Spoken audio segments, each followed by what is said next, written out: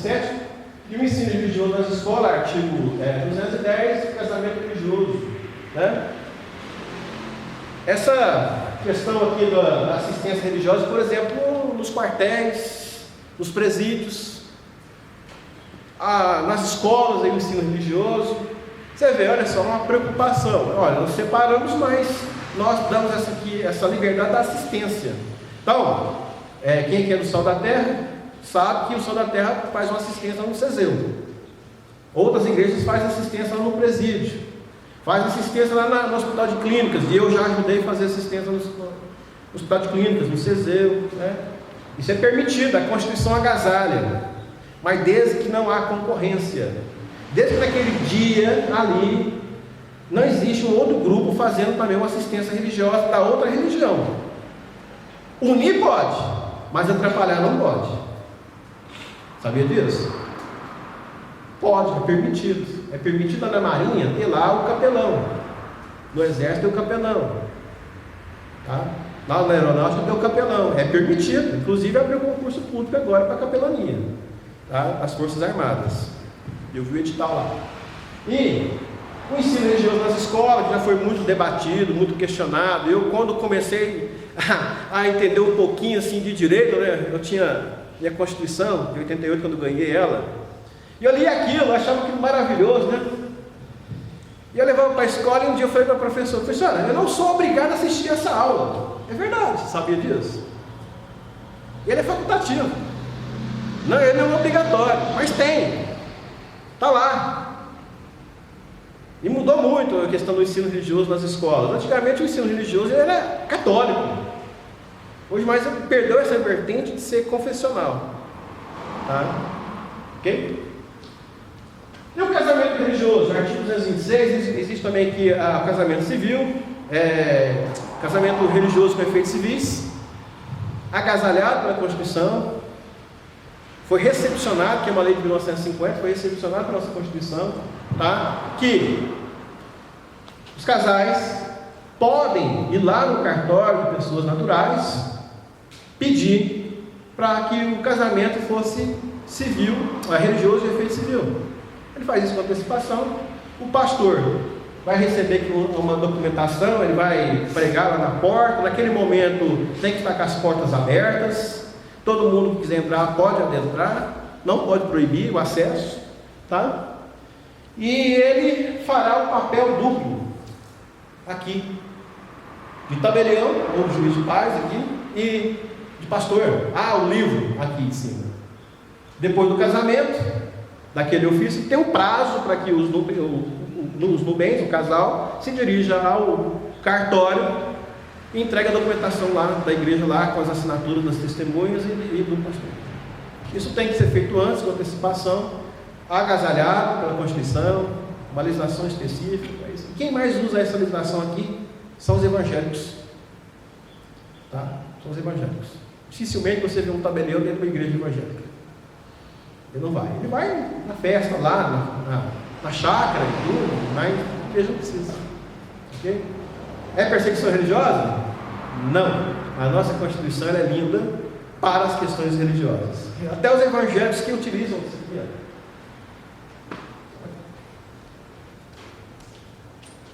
Normas ordinárias, né?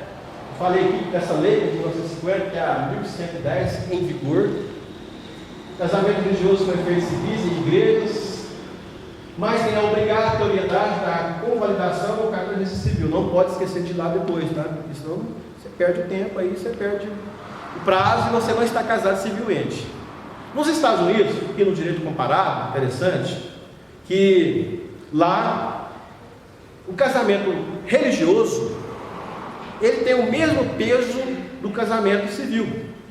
Então, se você casou na igreja, já foi o suficiente. Isso é porque a Constituição americana, ou a Constituição dos Estados Unidos, permite isso. Que no nosso Brasil é um pouco diferente, né? Ok? Então, se você casa na igreja sem oficializar lá no civil, você não está casado civilmente. Agora, no passado, na Constituição do Brasil, Império, se casava na igreja. Não tinha cartório de pessoas naturais.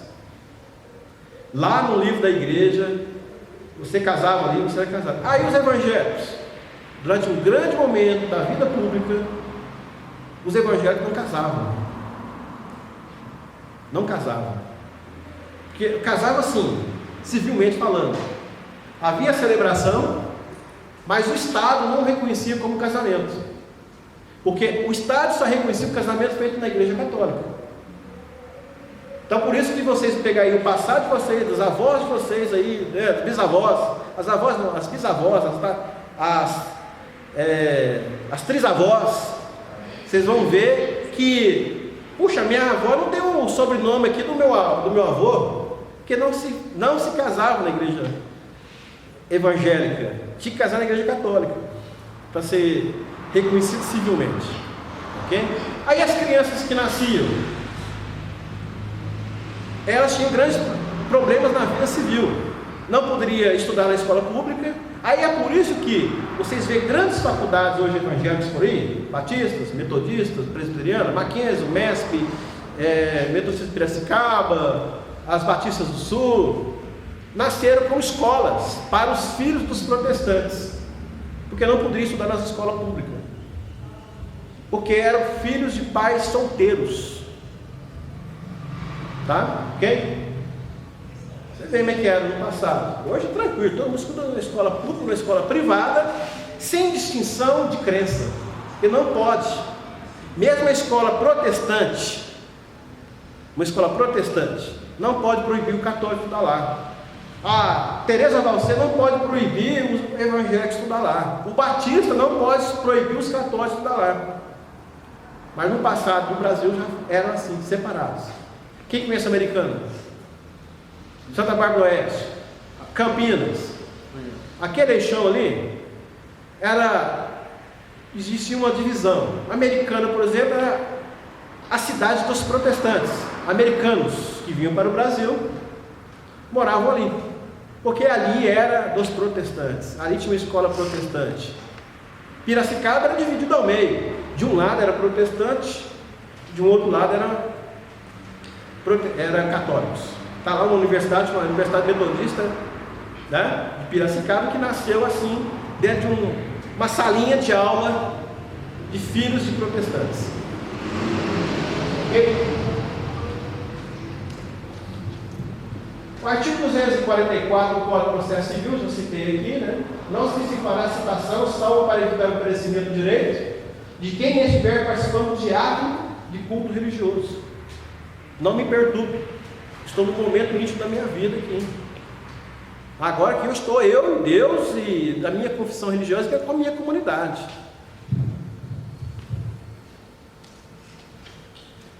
Discriminação religiosa, crime. Praticar, induzir ou incitar discriminação ou preconceito de raça, cor, etnia, religião ou procedência nacional. Religião está ali agasalhada.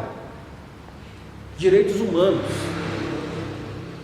Essa legislação aqui, ela vai em encontro com os pactos internacionais de direitos humanos que o Brasil ratificou. Ok? O Brasil é um país miscigenado em questão de raça, pluralista em questão religiosa, tá? Recebeu e ainda recebe gente de várias nações do mundo e trazem com elas consigo as suas ideologias, os seus costumes e as suas religiões. O artigo 208 do Código Penal: ultraje a culto e impedimento ou perturbação de ato a ele relativo, escarnecer alguém publicamente por motivo de crença ou função religiosa. Eu presenciei um fato aí no seminário que eu trabalhei. O pastor chegou lá para dar aula com a sua veste religiosa na sua igreja, que a igreja dele não usa terno. Eu falei para vocês, eles usam uma veste própria. E ele foi ultrajado, ele foi humilhado aquele dia. Aqui, é um crime. Eu penso que o gestor da escola deveria conhecer pelo menos um pouquinho da legislação pertinente.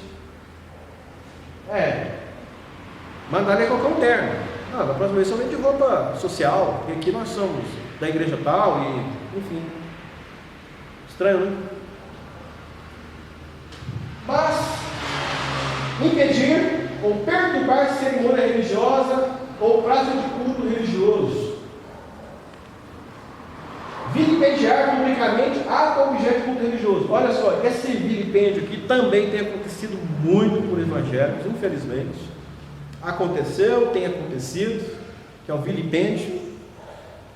Há um passado nosso aí não muito bom. Isso foi televisionado no mundo todo. O Von Helder, em 1994, ele chutou um objeto religioso aqui. E todo mundo fala assim, mas isso é idolatria e tal, mas está agasalhado com uma legislação penal. Né? Ele teve diversas consequências, foi processado, teve que sair do Brasil, foi muito perseguido e etc. Né? Ok? E aqui também, em 2015, vilipêndio. Nas ruas, esse grupo homossexuais e etc., lésbica, enfim, pegaram objetos religiosos e usaram da forma como eles queriam. Ok? Vilipêndio, crime. Qualquer objeto religioso. Qualquer objeto religioso. Só tem essa Bíblia aqui como objeto religioso? Tem. Só tem essa gravata como algo religioso? Sabia que se alguém chegar aqui e te arrancar essa gravata aqui, é vilipêndio.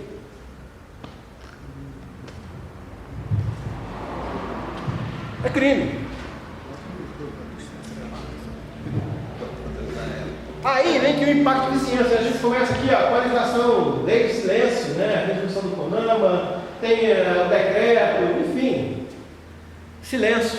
Aí sim você teve de um lado